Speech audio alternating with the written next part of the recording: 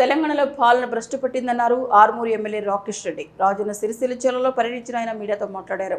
రాష్ట్రంలో పరిపాలన పడకేస్తుందని విమర్శించారు. ఆడబిడ్డలకు అన్యాయం చేసిన ఘనత కాంగ్రెస్ అని, పార్లమెంట్లో మహిళా రిజర్వేషన్ బిల్లును అడ్డుకుని మహిళా ద్రోహిగా కాంగ్రెస్ నిలిచిందని ధ్వజమెత్తారు.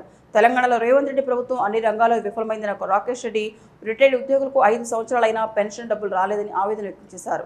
కాంగ్రెస్ హిందూ వ్యతిరేక ప్రభుత్వం అని ఆయన కాషాయం శివాజీ విగ్రహం చూస్తే భయపడుతున్నారన్నారు. బెంగాల్ను తెలంగాణ స్ఫూర్తిగా తీసుకోవాలని కాంగ్రెస్ ప్రభుత్వానికి తగిన గుణపాఠం చెప్తామన్నారు. ఇప్పటికే కాంగ్రెస్ పార్టీ 19 రాష్ట్రాల్లో కుప్పకూలిందని, రాబోయే రోజుల్లో తెలంగాణలో కూడా అదే జరుగుతుందన్నారు.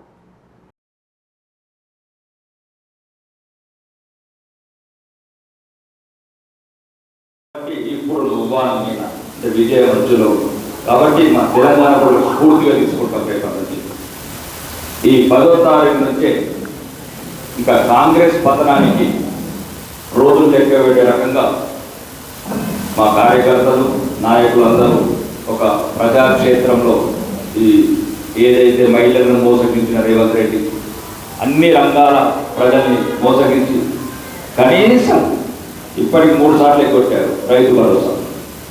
అదేదో 15,000 ఇస్తారని పక్కన పెట్టండి రైతు భరోసా. ఇప్పటికి 3 సార్లు కొట్టాడు. ఆ రుణమాఫీ కూడా సగం మందికి ఏది అంటే ఇట్లాంటి అబద్ధాలతో పరిపాలించే కాంగ్రెస్ తెలంగాణ ప్రజల త్వరలోనే తగిన గుణపాఠం చెప్పే రోజు త్వరలోనే ఉంది.